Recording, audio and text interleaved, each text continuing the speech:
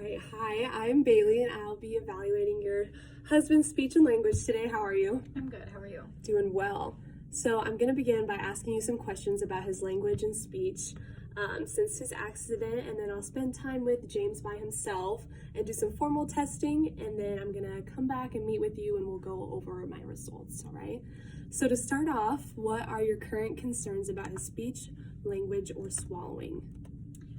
He gets kind of hard to understand after he's been talking for a while. His language also seems to be really limited. It doesn't really seem like he understands what people say to him as much anymore, and he doesn't use as much language either. Okay. What are some of his strengths and activities that he enjoys? He's very outgoing.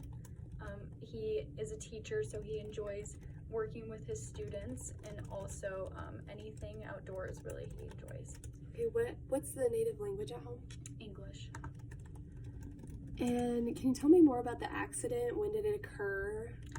It was a little less than a year ago, 10 months, a car accident. And then are there any other difficulties than what you mentioned so far? For example, like memory problems, maintaining topic conversations, following directions, problem solving? I think a little bit of word finding, it seems like he gets really stuck and he doesn't know what he wants to say. Okay. Does James use any assistive devices such as a wheelchair or walker or anything? No, he does not. Is he on any medications? Yes. What would that be? Pain medication.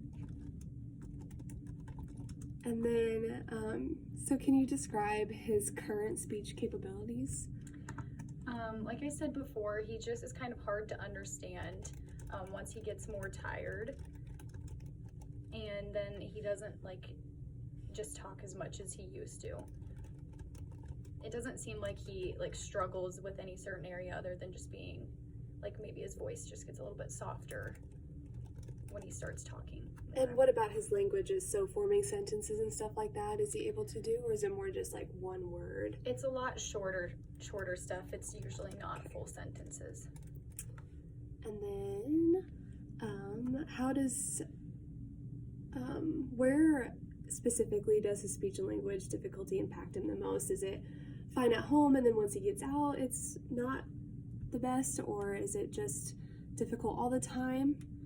It's definitely better at home just because we're more comfortable there and he knows he has time to express what he wants to say, but he is a teacher, so he hasn't been able to go back to work because of that, since he hasn't been able to really express himself, and since he's hard to understand. And then what do you and James hope to get out of speech therapy? Just to get as close to normal as we were before, get him back to work eventually and just be able to fully communicate again. All right, so what I am hearing is that James suffered a TBI and affected his language and his ability to be understood by others, as well as his speech. It has also affected his ability to understand what people are saying to him, and he has trouble with word finding. Is there anything else that you'd like to add?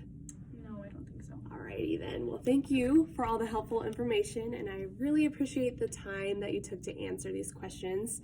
I'm now going to go spend some time with James to evaluate his speech and language, and I will meet back up with you once we are finished to share some of my findings. Thank you. Thanks.